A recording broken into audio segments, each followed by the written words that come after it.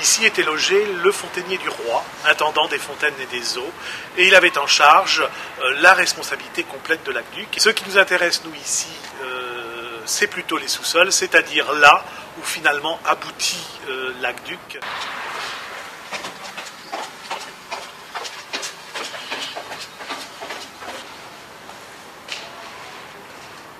On est donc à l'arrivée de l'aqueduc, c'est donc ici qu'au XVIIe siècle, donc dès 1623, c'est la date d'inauguration de l'aqueduc, que l'eau arrivait.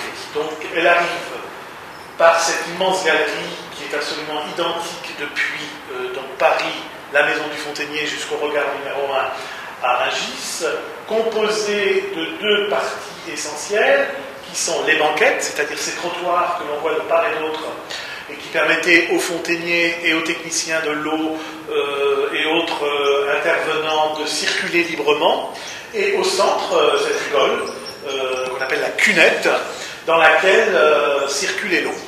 Donc l'eau qui circulait, je dirais, à galerie ouverte, elle n'est absolument pas canalisée, elle arrive directement ici.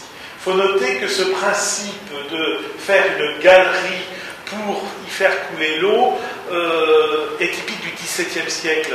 Les Romains, eux, faisaient une canalisation enterrée, construite de pierres plates pour permettre à l'eau de couler normalement, mais cela posait problème lorsqu'il y avait des fuites, puisqu'il fallait faire des sondages de part en part pour aller voir où se trouvaient les fuites. Alors qu'en construisant des galeries de ce type, il suffisait de se promener à l'intérieur pour repérer très très vite les fuites. C'est vrai que ça coûtait beaucoup plus cher à l'investissement, puisqu'il fallait construire, mais une fois la galerie terminée, on avait vraiment l'aspect technique qui permettait d'intervenir très rapidement. Donc nos eaux arrivaient ici, dans cette maison du Fontainier, dans ce premier bassin que l'on appelait le bassin des religieux, des carmélites, des entrepreneurs, c'est-à-dire que l'eau, lorsqu'elle arrivait ici à cette maison du Fontainier, elle était partagée en trois destinataires principaux. Le premier, bien évidemment, nous sommes sous l'Ancien Régime, le roi. Le second, les religieux. Et le troisième, le peuple, c'est-à-dire les fontaines de Paris. Il faut noter qu'au XVIIe, lorsqu'on construit cette maison, les bassins sont beaucoup plus petits, beaucoup plus profonds, et à l'occasion des fouilles que l'association a faites, on a découvert que finalement, ils étaient plus ou moins profonds selon leur destinataire. Alors pour bien comprendre, lorsque l'eau arrivait ici, depuis le regard numéro 1, elle tombait dans un bassin beaucoup plus étroit, beaucoup plus profond, en cascade. Le bassin du roi qui se trouve ici, là, à ma droite, était plus profond et plus bas que ce bassin ici des religieux, ce qui fait que l'eau, naturellement, par un passage qu'on a ici, coulait directement chez le roi.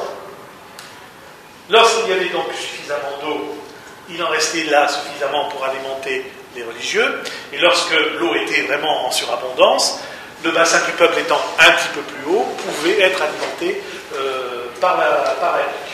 À noter que dans chaque bassin, qui sont des bassins de répartition et non pas des bassins de stockage, très petits, je le disais tout à l'heure, il y a une canalisation qui alimente.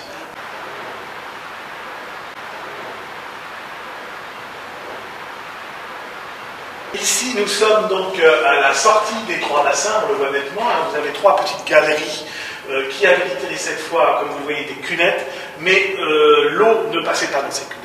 On suppose que ces petites cunettes servaient à évacuer les eaux lorsqu'il y avait des débordements. Par contre, dans ces galeries passaient les trois canalisations qui donc allaient alimenter les différents destinataires. Donc on voit ici à droite donc, la canalisation du roi qui allait au jardin du Luxembourg, au palais du Luxembourg. À l'époque, Marie de Médicis était en train de faire construire ce palais, donc elle profite de la construction pour alimenter bien évidemment le palais du Luxembourg. Ici, la partie centrale pour l'alimentation des religieux, donc entre autres le couvent des Carmélites qui n'existe plus aujourd'hui et qui se trouvait rue Henri Barbus. Et enfin, complètement à gauche, la canalisation qui alimentait les fontaines de Paris, c'est-à-dire les fontaines rive gauche et rive droite, puisque la course finale se terminait rive gauche. Il y avait une canalisation qui passait à l'intérieur du Pont Neuf. À noter aussi l'architecture de ce lieu très importante. Nous sommes ici à la maison du Fontenier en domaine royal, appartenant au roi et construit pour le roi, susceptible même d'y recevoir le roi pour des visites. Donc nous avons ici une architecture et une stéréotomie taille de pierre absolument remarquable. On le voit ici, pierre de taille. Dès lors que l'on quitte les lieux royaux, et notamment les galeries, on remarquera que les galeries ne sont plus en pierre de taille, mais en moellon, beaucoup plus simple, construction beaucoup plus légère. La galerie, évidemment, continuait ici jusqu'à ce qu'on appelle le regard de la demi-lune, où là, les tuyauteries, enfin les tuyaux se séparaient. Ici, les trois canalisations couraient en parallèle, sans jamais se mélanger, et se séparaient un petit peu plus loin, rue Henri Barbus, dans la galerie de la demi-lune.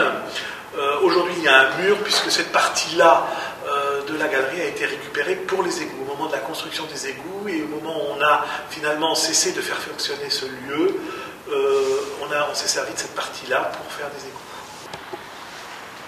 Ici, nous sommes dans un lieu absolument remarquable et absolument incroyable, exceptionnel, puisqu'il n'en existe pratiquement plus à Paris. Donc un lieu construit en 1845 au 19e par deux ingénieurs, Lefort et Marie. Le but de ce grand réservoir de 1030 mètres cubes était finalement de stocker les eaux. Pourquoi? Parce que dès la construction de la maison du Fontenier, on ne stocke pas. L'eau coule en permanence. Depuis le captage de la nappe phréatique à Rungis jusqu'aux fontaines dans Paris. À la fin du XVIIe, début du XVIIIe, on commence à installer à ces fontaines, ce qui n'existait pas auparavant, des robinets. On connaissait bien le robinet à Rome, mais à Paris, c'est quelque chose qui avait été oublié, qui est réapparu un petit peu comme un objet de décoration et que l'on a restauré et remis à certaines fontaines. Ce qui fait que la nuit, en fermant ces robinets, l'eau se trouvait bloquée. Et ici, en amont, à cette maison du Fontenier, du fait que l'eau ne coulait plus normalement, il y avait une espèce de débordement général. Et on a des descriptions du lieu comme étant un immense marécage. Et très vite, on demande, dès le XVIIIe siècle, à ce que l'on construise un lieu pour stocker. Et c'est seulement, finalement, beaucoup trop tard, en 1845, que l'on construit ce bassin, ce réservoir de stockage, ici, qui allait réalimenter le circuit par d'autres canalisations.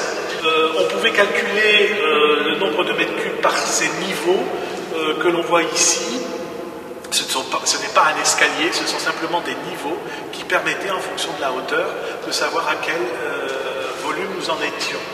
Alors, des bassins et des réservoirs comme celui-ci, il y en avait 7 à Paris. Tous ont disparu parce qu'ils se trouvaient dans des endroits publics ou à des endroits où on a depuis construit. Et celui-ci est le seul encore existant parce qu'il est heureusement protégé dans une propriété privée.